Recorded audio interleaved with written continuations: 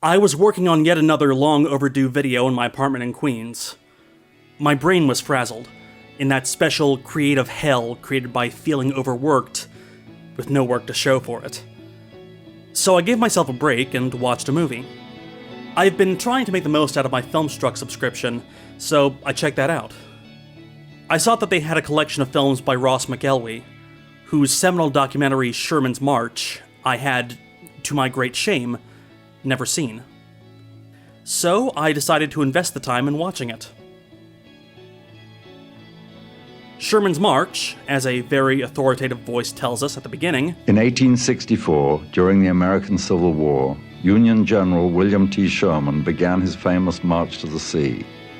With an army of 60,000 men, he swept into the South, destroying Atlanta, Georgia, Columbia, South Carolina, and dozens of smaller towns. And Sherman's March, as described by the director in voiceover, 2 years ago, I was about to begin shooting a documentary film on the lingering effects of Sherman's March on the South. Anyway, I'd just gotten a grant to make my film, and I stopped off in New York from Boston, where I live, to stay for a few days with the woman I'd been seeing. But when I arrived, she told me she'd just decided to go back to her former boyfriend. As another guy caught in a place between intent and action, between finishing a task and managing your own tumultuous emotions, I could relate.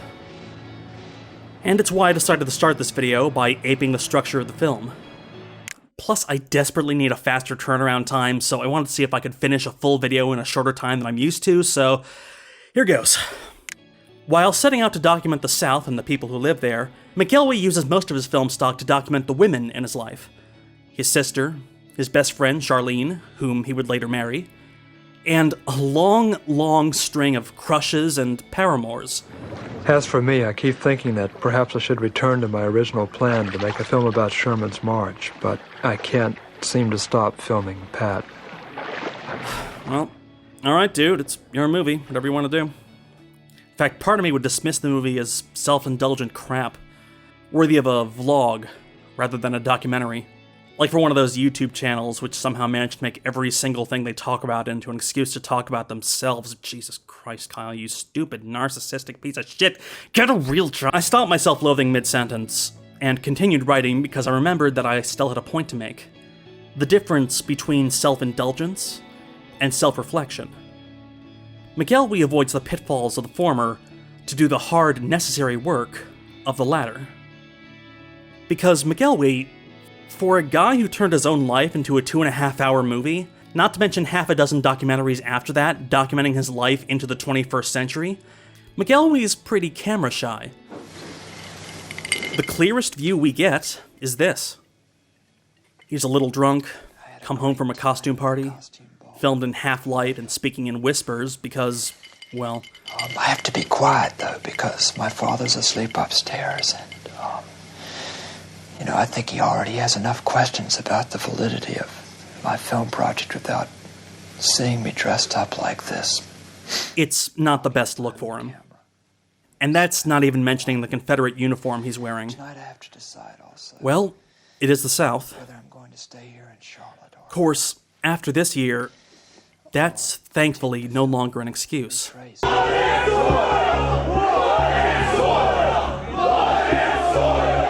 I realized while watching it that in a year when the Confederate States of America lives again in the headlines, a year with rising nuclear tensions, a year of pressure and anxiety, this was the perfect year to finally watch this film.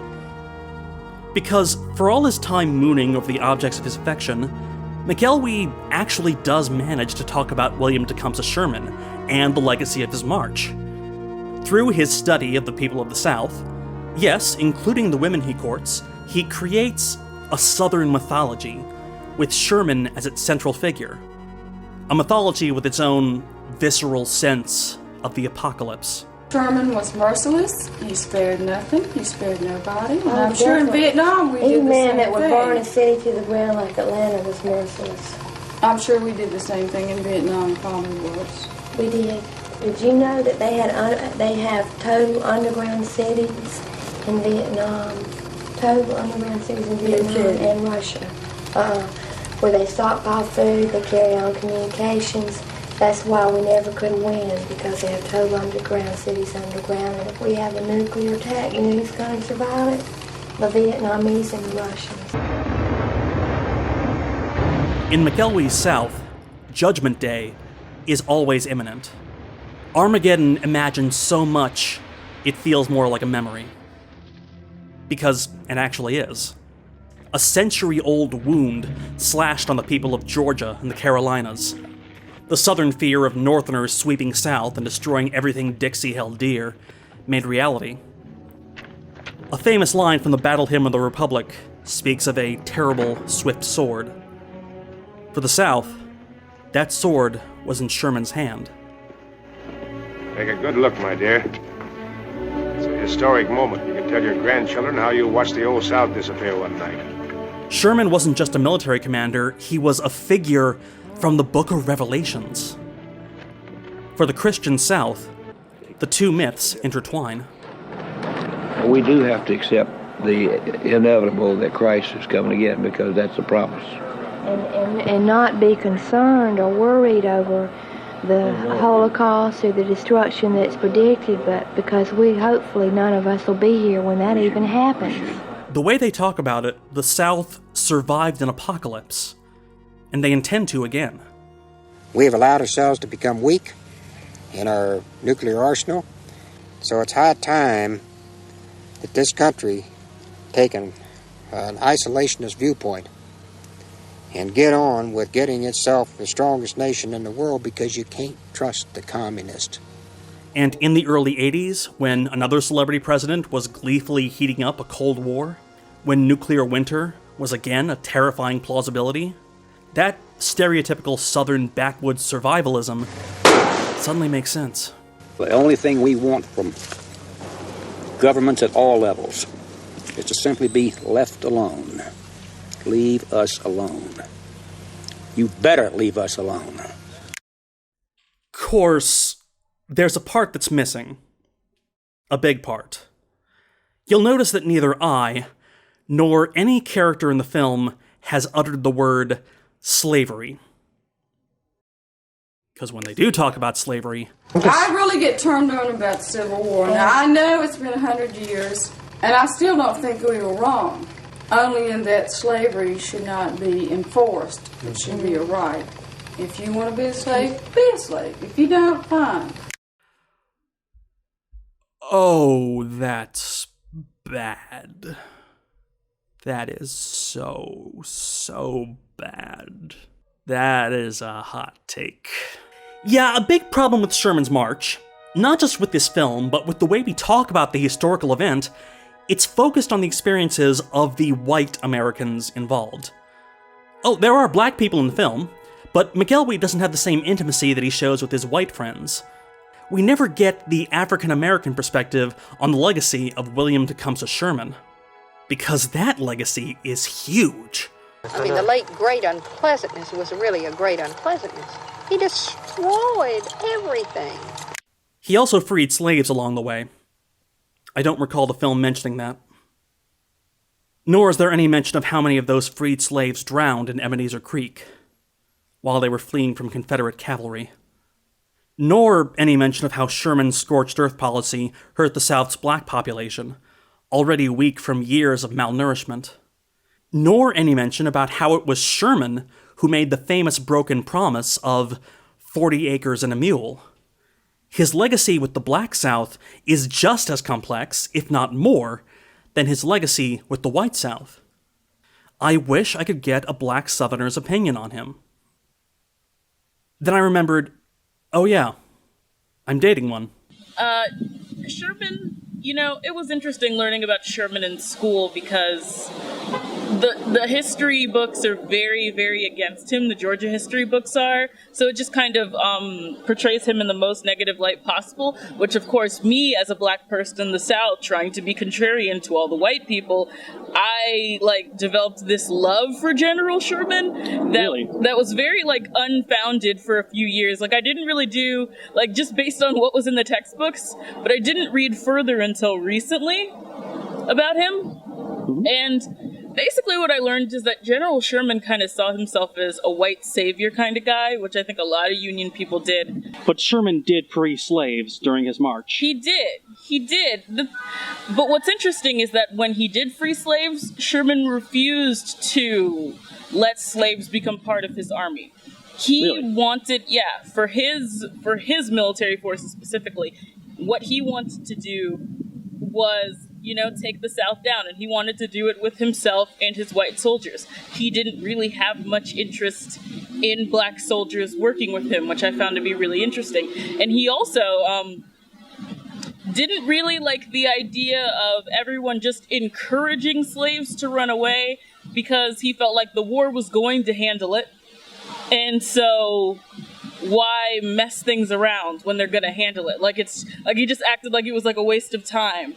I kind of wish more people that were fighting for the Union, including Sherman, actually cared about the moral implications of slavery. But it seems like Sherman's a guy who just happened to be working for the right side. My girlfriend's great. Check out her stuff. I guess even the northern narratives tend to erase slavery from the war, just like the southern ones. For a long time, it was common in American schools to teach that the Civil War was fought for a lost cause, for a certain way of life, without having to specify what that cause was. The Confederate narrative of the lost cause is necessary once you factor in their sense of apocalypse, because in every end-of-the-world myth, there are survivors who can build the world anew. And those survivors are always the righteous. Only the sinners are damned. Therefore, we can't be sinners. Ever. To admit such is to surrender to damnation. Only God can judge us, not these mortals coming from the north, with their disruptive laws, their terrible swift swords, their fancy video cameras. This is Fort Moultrie. I have to be careful because the rangers have told me that I'm not allowed to film here without permission, and I could get into trouble, so... The myth of the Confederacy, like all myths, crumbles when exposed to the light of reason. Sherman destroyed everything in his path. That's not in dispute. But no one in the film seems to question whether it was worth destroying. For the South, the sins of another is used to distract from the sins of our own. We can't be sinners. Not when it's our tragedy.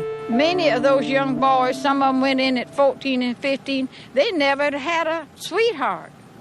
But yet they went into the battlefield and were killed. Confederate lives matter. Oh, God.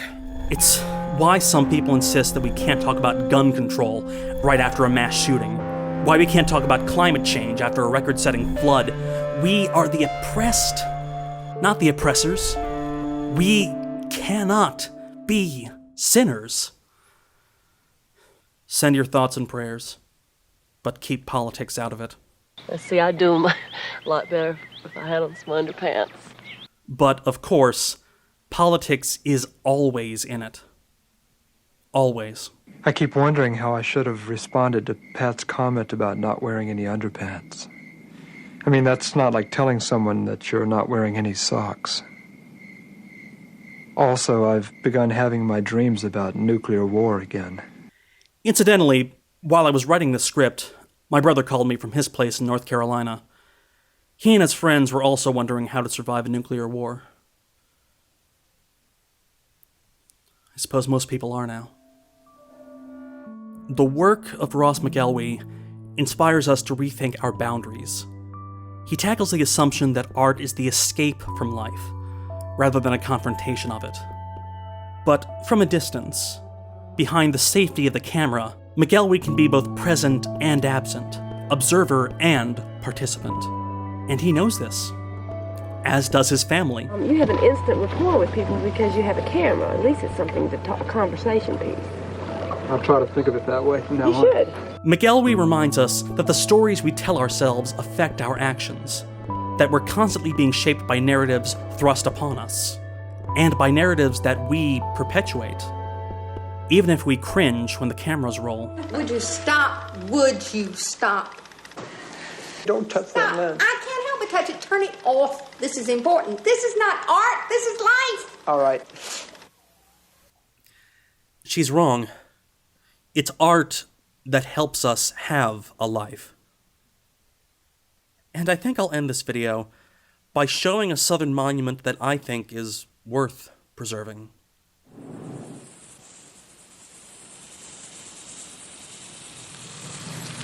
How's your Arabic? Doesn't take as much space, does it? The monument was erected anonymously for survivors of nuclear war. It explains in 12 different languages how to reconstruct civilization.